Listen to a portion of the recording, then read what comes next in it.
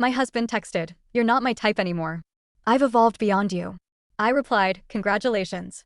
From my new penthouse, I watched his evolution turn into a full regression. If you'd told me 6 months ago that my marriage would end with a text message about energetic frequencies, I would have laughed until I cried and then asked if you'd been reading too many self-help books. But that's exactly how it ended. My husband, Brandon, the man I'd supported through 3 failed startups, countless therapy sessions, and every reinvention phase he'd ever gone through, texted me at 9:47 on a Wednesday morning while I was in the middle of a conference call. "Jessica, I need to be honest. You're not my type anymore. I've evolved beyond you. We're on different frequencies now." I stared at my phone screen, read the message twice, and felt nothing. No crushing heartbreak. No desperate urge to call him sobbing. Just a strange sense of relief washing over me like cool water on a hot day. I unmuted myself, finished my presentation about Q3 projections, and then calmly texted him back, "Congratulations on your evolution." That was it. 4 words. No explanation required. Because here's the truth nobody tells you about relationships that drain you. When they finally end, it doesn't always feel like loss. Sometimes it feels like freedom. For 4 years, I'd been the engine keeping our life running. I paid for our 2-bedroom apartment in downtown Seattle, our weekend trips to Portland and Vancouver, even his entrepreneurial retreats to Sedona, which were basically excuses for him to drink craft beer with other wannabe business gurus who called themselves thought leaders. I had loved Brandon deeply once. The kind of love that makes you ignore red flags the size of billboards. The kind that convinces you that supporting someone's dreams is the same as being a doormat. But loving him had become exhausting. It was a full-time job on top of my actual full-time job, and I'd never even gotten a thank you, let alone a paycheck. So when he declared that he'd evolved beyond me, it didn't feel like abandonment. It felt like a damn promotion. I sat there in my corporate office, looking out at the Seattle skyline, and realized something profound. I'd been waiting for permission to leave. And he'd just given it to me. The funniest part? Brandon thought he was the one doing the leaving. He genuinely believed he was trading up, moving forward, ascending to some higher plane of existence where I couldn't follow. He had no idea that I'd already been planning my exit for months. The regional director position. The raise that would push me into 6 figures. The corner office with windows overlooking Elliott Bay. All of it had been offered to me 3 weeks ago, and I'd been too guilty to accept it because it would mean less time for Brandon's needs. Well, congratulations to him. His evolution had just freed me to accept my own. I looked at his text one more time, screenshot it for future reference, and then did something I hadn't done in years. I smiled. A real, genuine smile. Because I knew something Brandon didn't know yet. His evolution was about to become my origin story. And his regression? That was going to be absolutely spectacular to watch. The next morning, I didn't go home. Instead, I checked into the Fairmont Olympic Hotel, the same place I used to book for visiting executives from our New York office. The suite had a king-size bed with Egyptian cotton sheets, a marble bathroom bigger than our bedroom, and most importantly, silence. No Brandon complaining about his latest failed pitch. No Brandon asking me to proofread his manifesto about disrupting the wellness industry. No Brandon at all. Just me, a bottle of Pinot Noir from room service, and the sound of my own thoughts for the first time in 4 years. I ordered Thai food, the spicy kind Brandon always said was too aggressive for his sensitive palate, and ate it in bed while scrolling through apartment listings. By midnight, I'd found it. A penthouse loft in Belltown with floor-to-ceiling windows, exposed brick, hardwood floors, and a view of Puget Sound that made my heart skip. The rent was steep, but I could afford it now. Without Brandon's expenses dragging me down, I could finally afford the life I'd been dreaming about. I signed the lease electronically at 1:30 a.m., drunk on wine and possibility. Brandon didn't even notice I was gone until Friday afternoon. 3 whole days. That's how little attention he paid to my existence unless he needed something. His text came through while I was at Restoration Hardware, picking out furniture for my new place. "Jess, where are you? Did you go to your mom's?" I typed back, "No. I got my own place." 3 dots appeared. Disappeared. Appeared again. "What do you mean your own place?" "A penthouse in Belltown. Moving in this weekend." "Wait. What about our apartment?" And here it was. The moment I'd been waiting for. "What about it?" I wrote back. "Who's going to pay the rent?" I actually laughed out loud in the middle of the furniture showroom. A sales associate looked at me concerned, but I waved her off. "You are," I typed. "Since you've evolved so much, I'm sure you can handle it." "Jessica, be serious. You know I'm between projects right now." Between projects. That's what he called unemployment. Brandon hadn't had a paying job in 2 years. Every project was either a podcast that got 3 episodes deep before he quit, or a coaching program that attracted 0 clients, or a cryptocurrency investment that tanked within weeks. Meanwhile, I'd been promoted twice, earned a reputation as one of the top strategic planners in our company, and literally kept us afloat. Brandon, I wrote, I've been paying 90% of that rent for 4 years. The lease is in my name. And I'm not renewing it. You have until the end of the month to figure it out. You can't just abandon me like this. The irony was so thick I could taste it. You evolved beyond me, remember? I hit send and then blocked his number. I bought a white leather sectional, a glass coffee table, and a set of blackout curtains. Then I went back to the hotel and slept better than I had in years. 2 weeks after I moved into my penthouse, Brandon launched his newest venture, the Awakened Brotherhood. I only knew because my friend Rebecca sent me a screenshot of his Instagram post. He was shirtless, sitting cross-legged on a yoga mat I'd bought him for Christmas, with his eyes closed and his hands in some kind of meditative position. The caption read, "I've shed the chains of materialism and toxic relationships. Join me and other conscious men as we reclaim our divine masculine purpose and transcend the limitations of consumer culture." Link in bio. Folded hand sparkles, I nearly spit out my coffee. This man was posting about transcending materialism while sitting in an apartment still furnished with everything I'd paid for. The couch behind him?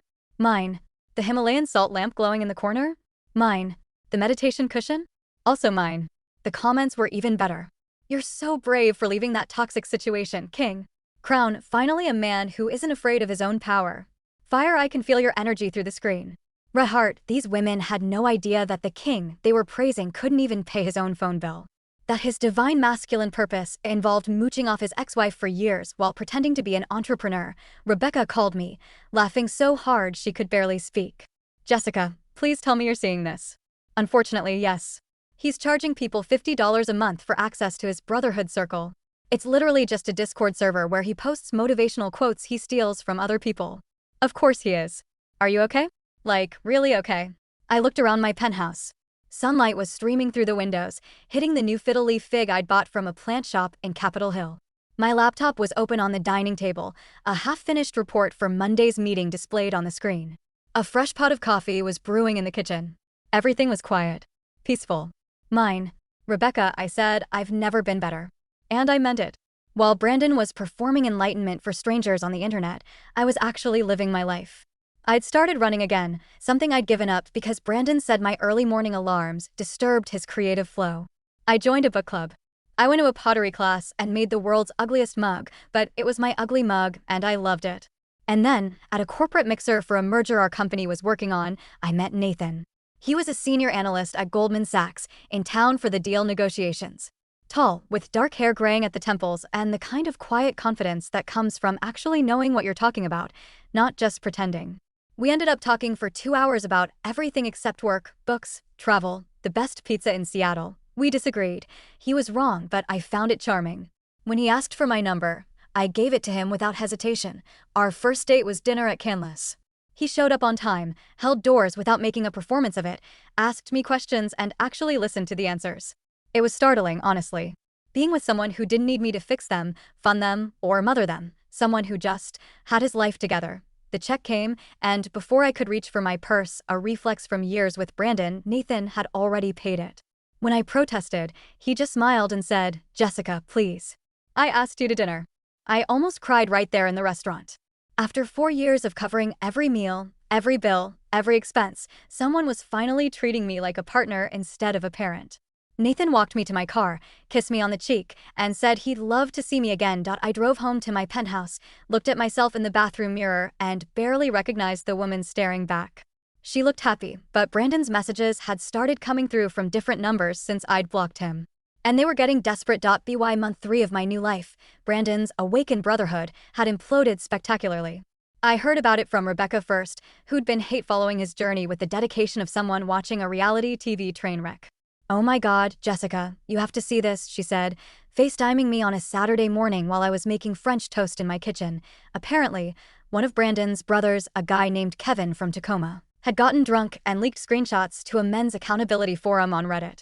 The screenshots showed Brandon charging members $500 for one-on-one awakening sessions, where he literally just read them advice copy-pasted from Tony Robbins articles and Eckhart Tolle books. Word for word plagiarism. Not even trying to hide it. The Reddit post had gone viral. Within 24 hours, Brandon was being dragged across social media. His Instagram comments section became a war zone. The few sponsors he'd managed to attract, a meditation app and an organic tea company, dropped him immediately. His brotherhood of about 200 paying members evaporated overnight. He posted a tearful video response, sitting on the floor of the apartment, still surrounded by my furniture, talking about how he'd been betrayed by those not spiritually evolved enough to understand his vision. He blamed cancel culture. He blamed jealous men intimidated by his growth. He blamed everyone except himself. The video got ratioed so badly he had to turn off comments. That's when the text started coming to my work email. Apparently he dug up my corporate address. Jessica, I know we've had our issues, but I'm in a really difficult position right now. Could you help me cover rent until I get back on my feet? Just this one time. I'll pay you back, I promise. I deleted it without responding. 2 days later, another one. I don't know if you're getting my messages.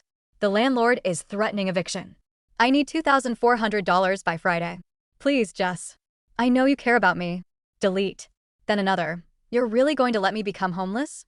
After everything we built together. Everything we built? I actually laughed at that one before deleting it too. Nathan noticed I seemed distracted during our dinner date that week at Elliot's Oyster House. We'd been seeing each other for almost 2 months now, and he'd gotten good at reading my moods. What's wrong? He asked, reaching across the table to take my hand. I told him everything. The whole story, Brandon, the money, the evolution, all of it.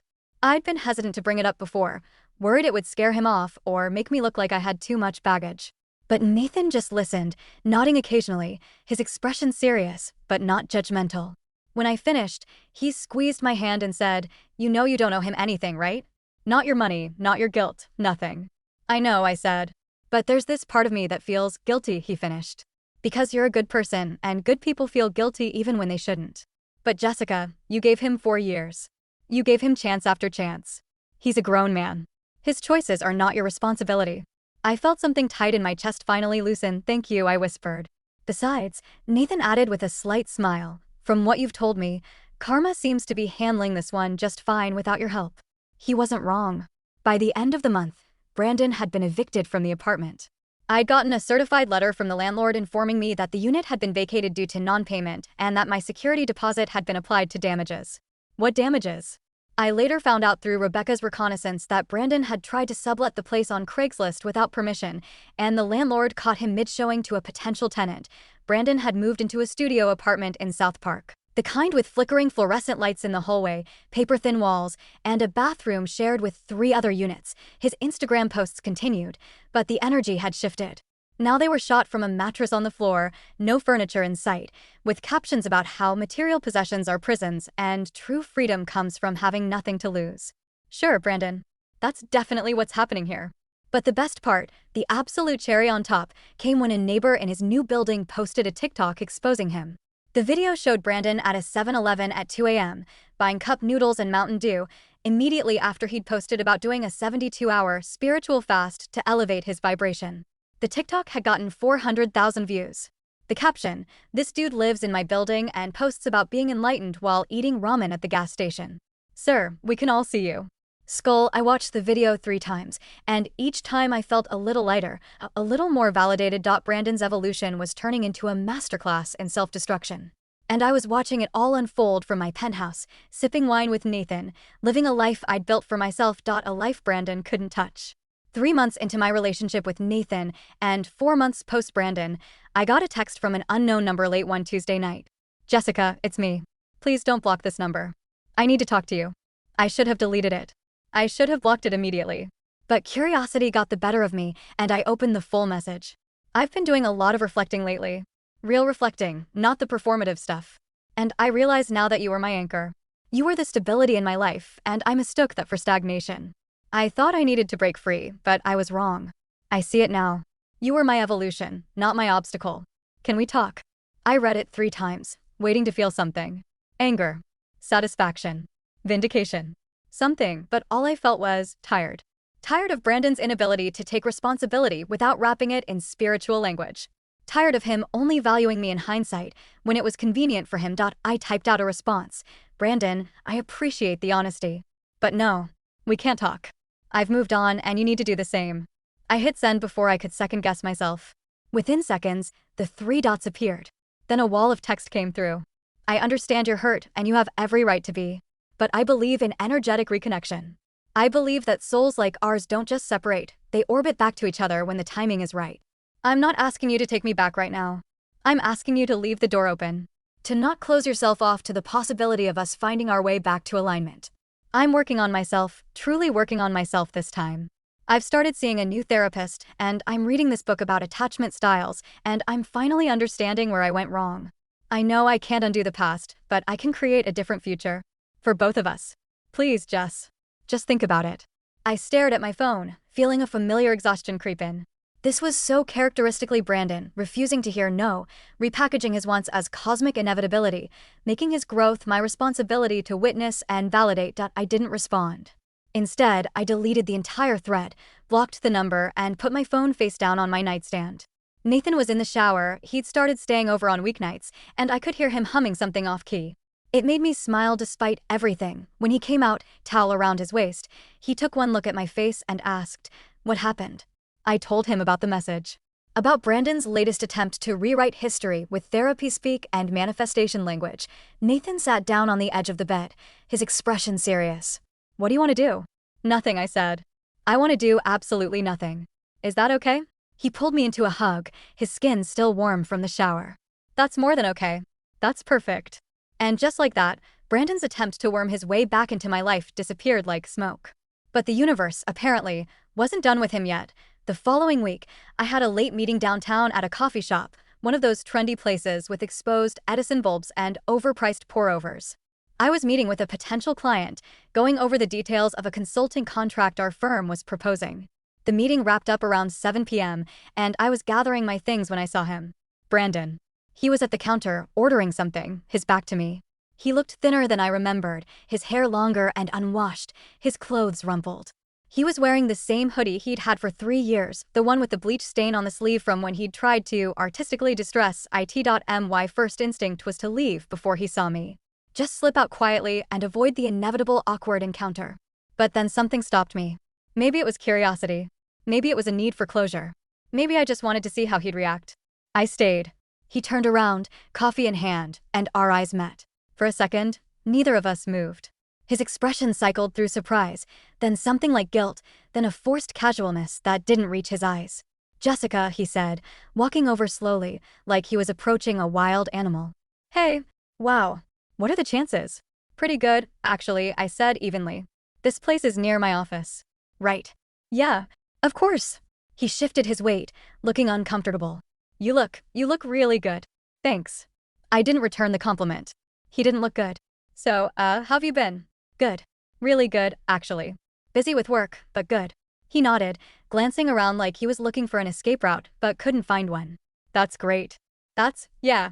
I'm happy for you." There was an awkward pause. I could see him working up to something, the gears turning visibly behind his eyes.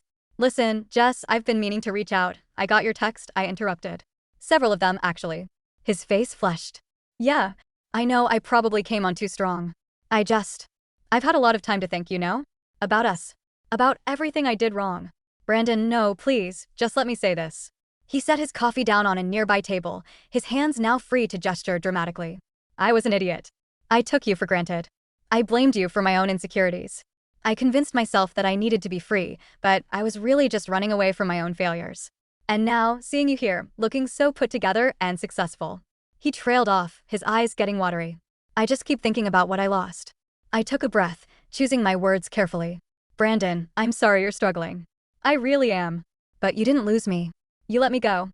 You texted me that you'd evolved beyond me, remember?" I know I did. And it was the biggest mistake of my life. Maybe," I said. "But it was also the best thing that could have happened to both of us." He looked confused. "What do you mean?" "You needed to figure out who you were without someone carrying you. And I needed to remember who I was without someone weighing me down." His face hardened slightly. "So that's it? I'm just a weight you had to drop." "No. You were someone I loved. Someone I supported, probably longer than I should have. But Brandon, I can't be your solution anymore. I can't be the thing you come back to when your experiments fail. That's not." He stopped himself, looking away. "Is there someone else?" The question hung in the air. I could have lied. I could have said it wasn't his business. But I chose honesty. "Yes." Something shifted in his expression, a flash of jealousy, quickly covered by false acceptance. "Wow. Okay, that was fast. It's been 4 months. Right. Yeah, of course. You moved on. That's good. That's healthy. He wasn't looking at me anymore, staring instead at the floor. Is he good to you? He is. Brandon nodded slowly, picking up his coffee. Then I guess that's all that matters. The door to the coffee shop opened, and Nathan walked in, scanning the room until he spotted me. He'd texted earlier saying he'd pick me up after his gym session, and here he was, right on time. He was wearing a fitted gray Henley and dark jeans, his gym bag over one shoulder, looking every bit like someone who had their life together. Brandon saw where I was looking and turned. The contrast between them was almost comical. Nathan composed, confident, clean. Brandon, disheveled, lost, desperate. Nathan walked over, smiling at me before noticing Brandon. Hey, love. Ready to go? Yeah, I said, standing up and gathering my bag. Nathan, this is Brandon. Brandon, Nathan. Nathan extended his hand, polite but not overly friendly. Brandon shook it limply, his face a mask of barely concealed misery. Nice to meet you, Nathan said, though his tone suggested he knew exactly who Brandon was. You too, Brandon mumbled. I turned to Brandon one last time. Take care of yourself, okay? He nodded, unable to form words. Nathan's hand found the small of my back, gentle and protective, as he guided me toward the door. I didn't look back. I didn't need to. As we stepped out into the cool Seattle evening, Nathan asked quietly, you okay? Yeah, I said, and I meant it. I really am.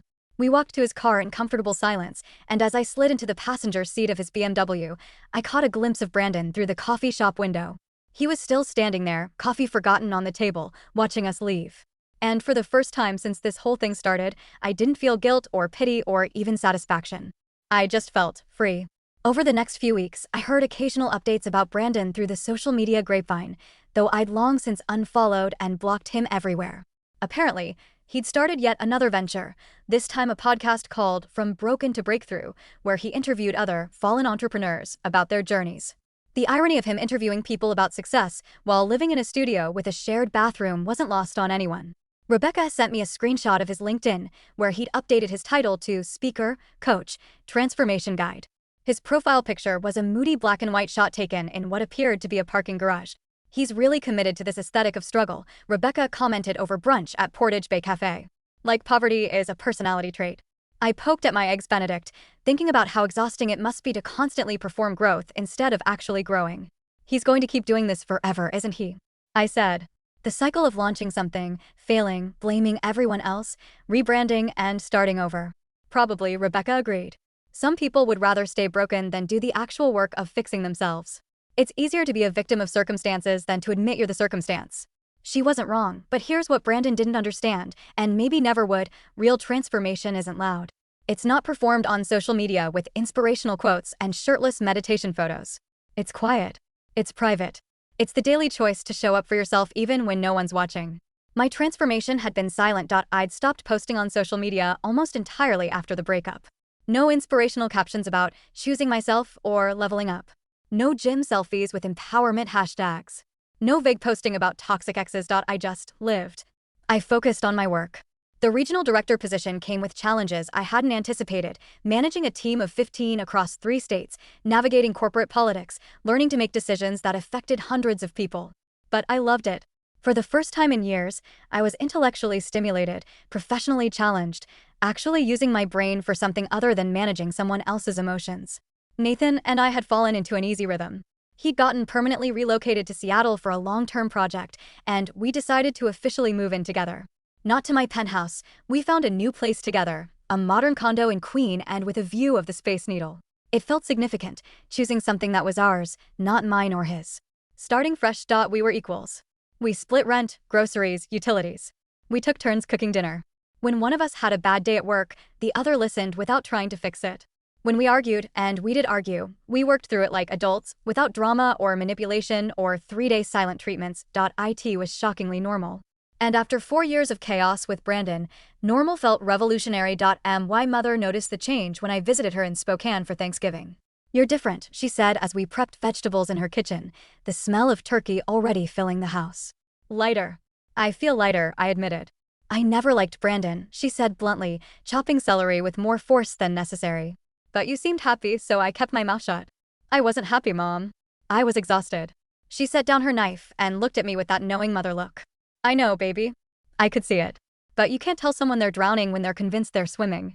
We worked in silence for a moment before she asked, "Are you happy now?" I thought about Nathan, probably stuck in traffic on I-5 driving up from Seattle with his contribution to dinner, some fancy wine he'd researched for 3 days. I thought about my condo, my job, my life that was finally, blessedly mine. "Yeah," I said. "I really am." Thanksgiving dinner was peaceful.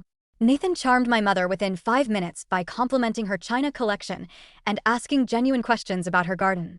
My dad, usually skeptical of anyone I brought home, actually laughed at Nathan's stories about disastrous business meetings. It was so different from the last time I'd brought Brandon, when he'd spent the entire meal on his phone, working on his breakthrough meditation app that never launched, barely acknowledging my family. As we drove back to Seattle that night, Nathan reached over and took my hand. "Your family's great," he said. "They liked you. Actually liked you. That's rare."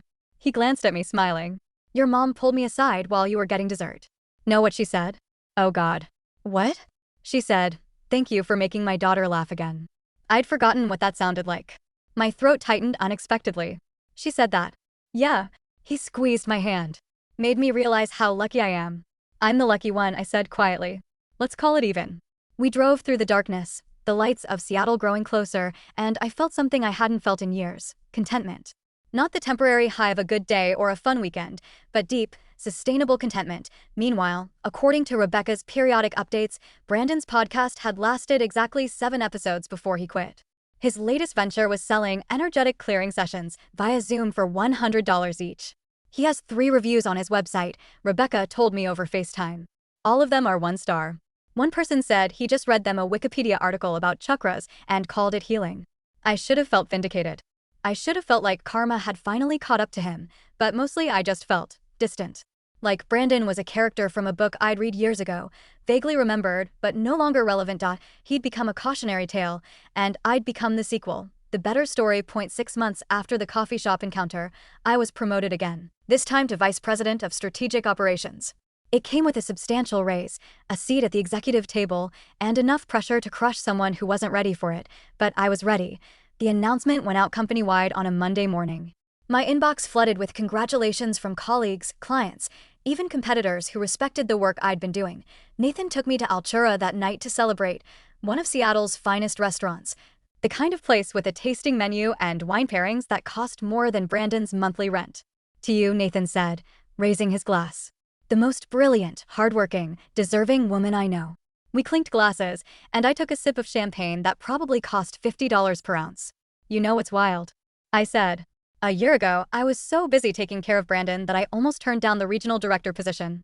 I actually considered staying in my old role because I thought the extra hours would be unfair to him. Nathan shook his head. "That version of you sounds exhausting." She was. "I'm glad I met this version instead." Me too. The meal was incredible, course after course of culinary artistry that I actually tasted and enjoyed instead of worrying about who was paying or whether my partner was going to complain that the portions were too small. As we walked back to the car, full and happy, my phone buzzed with a text from an unknown number. My stomach dropped slightly. I knew who it was before I even opened it. "Saw the announcement about your promotion. Congratulations. You deserve it. You always did. I'm sorry I made you doubt that. I hope you're happy, Jess. Really happy. You deserve that too." I stared at the message for a long moment. Nathan noticed. Him. "Yeah. You okay?" I thought about it. Really thought about it. And I realized that the message didn't make me angry or sad or guilty. It just made me nothing.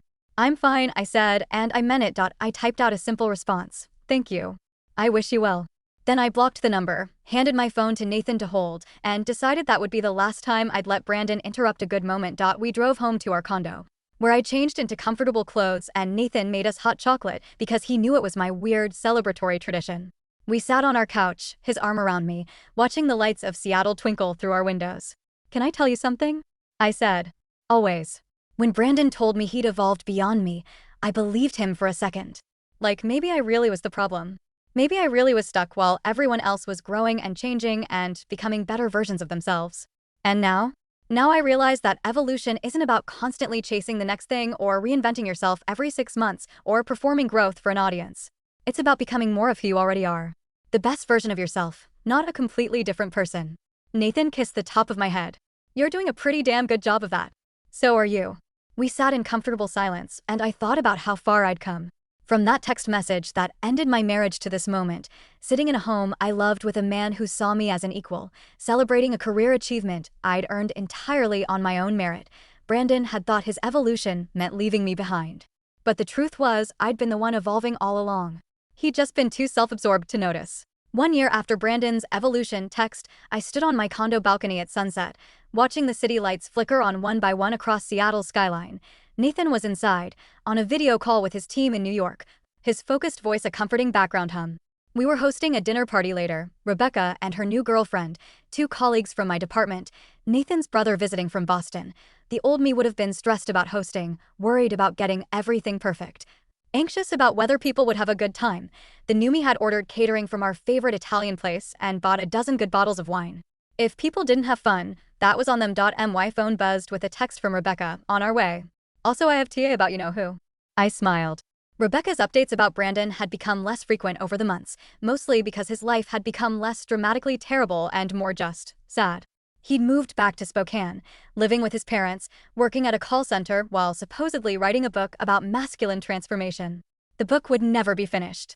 We all knew it, but here's what I'd learned over the past year. Brandon's story wasn't mine to carry anymore. His failures weren't my responsibility. His regrets weren't my burden. I'd spent 4 years trying to save someone who didn't want to be saved, who mistook my support for control and my love for limitation. I'd poured myself into a relationship with a man who saw me as an obstacle to his imaginary greatness instead of a partner in building something real, and when he finally let me go, claiming he'd evolved beyond me, he'd actually done me the biggest favor of my life. He'd freed me to become the person I was always meant to be, not the person behind the successful man, but the successful person. Not the supporter of someone else's dreams, but the dreamer. Not the woman who made herself smaller so someone else could feel bigger, but the woman who took up space unapologetically, the woman who negotiated her salary without guilt, who bought herself fresh flowers every week because she wanted to, not because she was waiting for someone else to think of it, who slept peacefully at night because she'd stopped trying to fix broken people who didn't want to be fixed.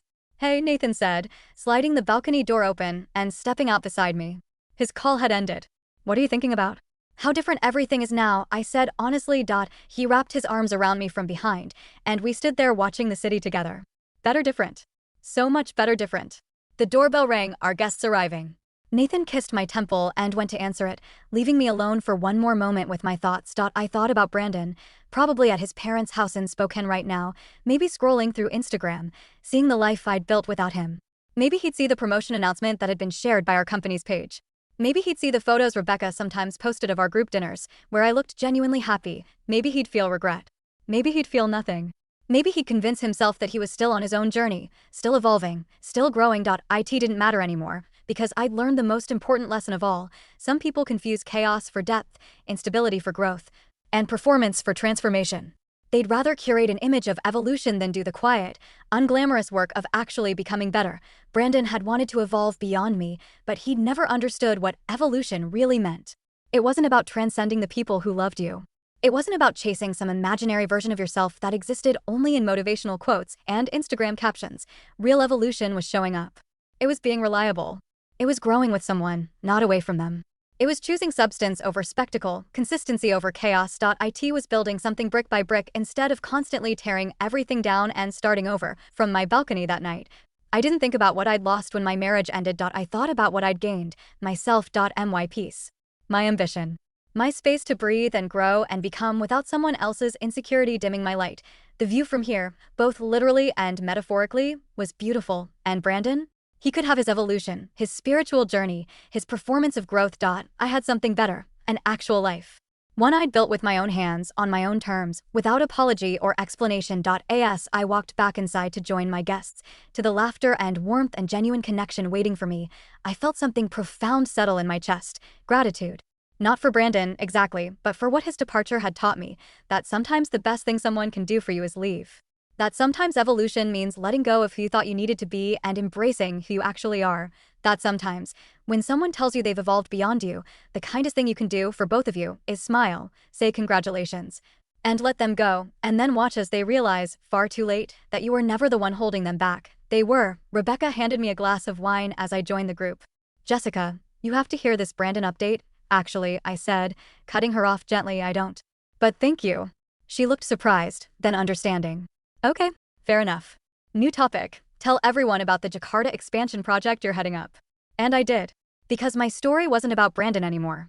It wasn't about what I'd escaped or who I'd left behind. It was about where I was going, and from where I stood, in my beautiful home, with people who valued me, doing work that challenged and fulfilled me, with a partner who saw me as an equal. The future looked limitless. Brandon had texted that he'd evolved beyond me, but standing there, surrounded by genuine love and success I'd earned, I realized the truth.